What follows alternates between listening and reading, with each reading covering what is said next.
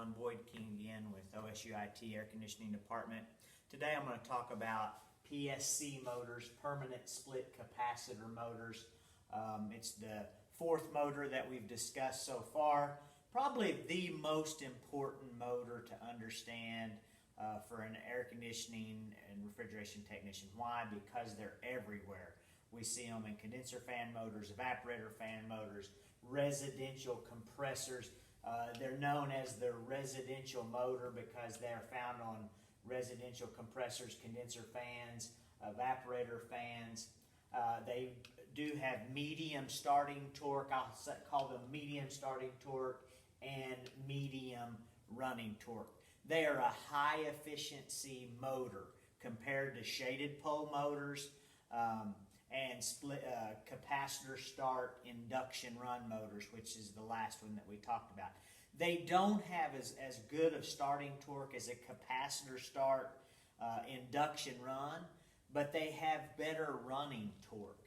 Okay, and the distinct difference, there's a couple of differences between a PSC motor and a split phase motor. We've said since we've learned about split phase motors that we would be building on this platform for a long time. We have a run winding, we have a start winding. Still, the run winding is lower resistance than the start. And PSC motors, there might be a wider variation of how much difference between the run and the start.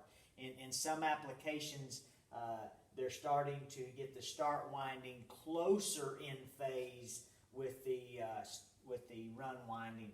But the major distinct difference is that the start winding stays in the circuit continuous, and it's wired in series with a run capacitor. Therefore, that's why it's called a permanent split capacitor motor. The start winding is permanently in the circuit in series with the run capacitor. How do you identify a PSC motor in the field? It's simple. You're going to see a run capacitor wired in configuration with it, okay? Many of our motors, PSC motors in residential, are going to be multi-speed PSC motors. And in the next video, I'm going to explain how to ohm out multi-speed and PSC motors and multi-speed PSC motors. But very, very important motor to understand. So if we have a motor by itself without the run capacitor in the circuit, we take it out of the box. Of course, all we're going to see is common run and start. Okay? And we could use our ohm meter to check resistance between these terminals. We don't know what is what. We would see a resistance here, let's say 20 ohms. And we would check it here and we might see 40 ohms. And then if we check the resistance between here and here, we would see 60 ohms. Okay, so the highest resistance in a typical single-speed PSC motor, the highest resistance will always be between common and start. And then you go to the next highest. That will be the start winding. Then you go to the lowest, and that will be the run winding. Okay, then you have to simply look for the terminal that is common between the run and the start. So if between here and here we had 20, between here and here we had 40, we would know that, or another way to find the common is from our highest resistance, go to the terminal that's not being used. That has to be common. Okay, and then the next highest is start, and the lowest is run. Okay, that's a very, very important skill to master. There's some homework assignments that I will be giving you that's in your packet on ohming out motors. This is a very important thing to do. Okay, so we put our run capacitor back in the circuit. A run capacitor is always wired between the run and the start on a single speed motor. Now, what do capacitors do? What do run capacitors do in a PSC motor? It increases running efficiency.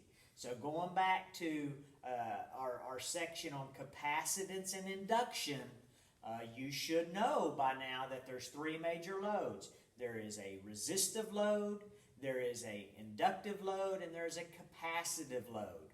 And resistive loads are the current and the voltage and the power are all in phase.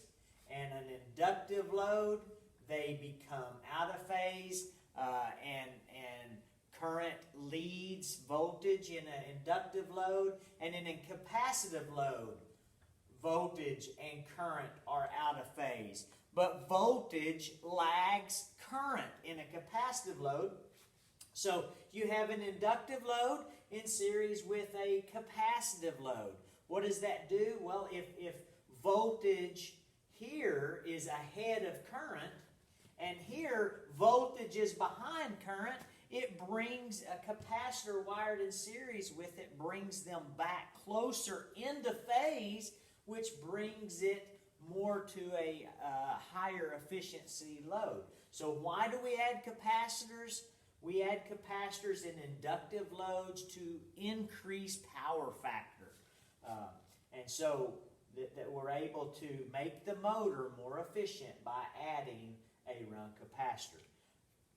Run capacitors do fail. They go out very, very commonly in the field. And so I want you to notice here on this PSC motor that if a run capacitor were to open,